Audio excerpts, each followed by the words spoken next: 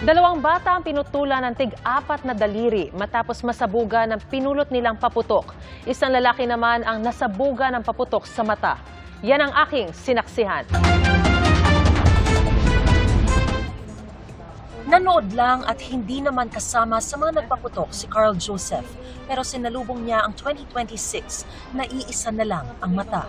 Nasabugan ng di patukoy na paputok ang kaliwa niyang mata. Biglang blanco na lang po yung mata ko.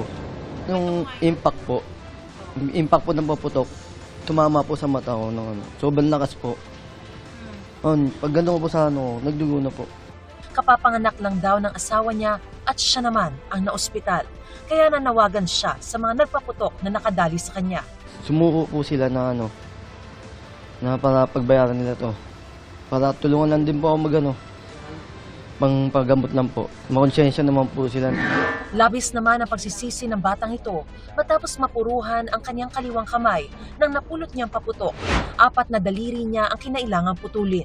Ilang beses ko po siyang sinasabihan na manood na lang po siya kung ano po kung sino po yung magpapaputok. May pumunta sa amin mga bata, pati yung anak ko. Nagsisigaw na rin yung anak ko raw po, naputukan. Naputukan ng yung anak mo, yung mga daliri, nagtalsikan. Yun na po, nakita ko po yung kamay ng anak ko. Hindi ko po alam yung gagawin ko eh. Dahil nga, hindi na siya nadadaluyan ng dugo at ito ay eventually mamamatay na lang po yung parte ng kanyang kamay. Worst case scenario, kapag ito ay nag-infeksyon, ay pwedeng itong mag-cause ng sepsis na yung infeksyon ay kakalat sa buong katawan. 85 na ang mga naputokang isinugod sa Jose R. Reyes Memorial Medical Center as of 2 p.m. ngayong araw. Karamihan ay passive victims o yung hindi naman mismo nagpaputok. Ang ilan ay nabiktima ng mga ipinagbabawal na triangulo, Plapla, King Kong, Bin Laden, Piccolo at Goodbye Philippines. 30% raw ang ibinaba ng mga kaso ng mga naputokan ngayong taon na nasa 85 as of 2 p.m. ngayong January 2 kumpara sa parehong panahon noong 2025. Pero pagdating sa severity o pagkagrabe ng mga pinsala, hindi naman daw masyadong nagbago ang mga naitalang kaso. Magkakaroon po ng impact sa quality of life nila, even po sa livelihood po nila. So sana po sa susunod pa po na bagong taon po, matuto na po tayo, wag po gumamit talaga ng paputok. Sa Lingayen, Pangasinan, nagkalasog-lasog ang kanang kamay ng 11 anyos na lalaking ito nang masabugan din ng napulot niyang paputok. Pinutulan din siya ng 4 na daliri. Ayon sa kanyang ina, hindi nagpaalam ang anak na lumabas ng bahay kasama ang ilang kaibigan. Nagulat po ako, ma'am. Talagang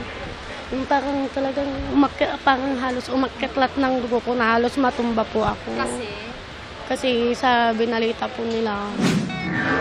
Napaso naman ang 2 kamay ng 6 na taong gulang na lalaking ito nang subukan niyang gamitin ang bogang pagmamayari ng kanyang tiyuhin. Ginamot siya sa urgent care clinic at agad ding pinauwi. Nakadungog na kog magnay ni siyok. Muna to, pagkakuan, misunod siya, gahilak. Di kong gabuyag, magpagay, madus ulo, kay nakuan dyan anang latakan yun. Ayon sa Department of Health, posible pang madagdagan ang bilang ng mga naputokan. Sa lahat po ng mga naputokan na maaaring hindi nakikita, na may sugat o wala man, pagpakonsulta pa rin sa mga ER dahil ayaw natin magkaroon ng tetano. Libre ho naman ang bakuna sa mga government hospitals. Mga kapuso, maging una sa saksi. Mag-subscribe sa GMA Integrated News sa YouTube para sa iba't ibang balita.